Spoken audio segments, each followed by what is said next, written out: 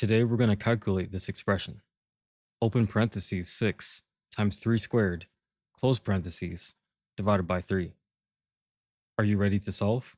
Let's go ahead and get started.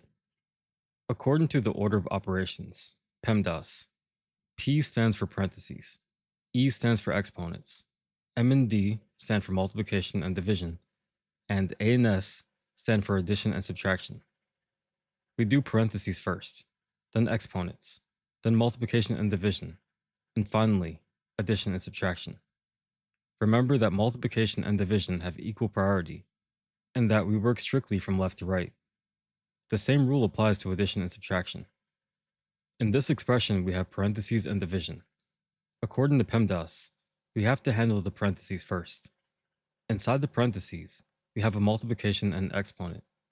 Since exponents outrank multiplication, our very first step is to evaluate 3 squared.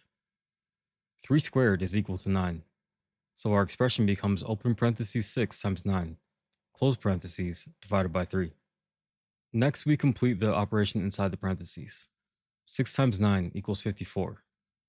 Now the parentheses are gone, leaving us with 54 divided by 3. And finally, we perform the division.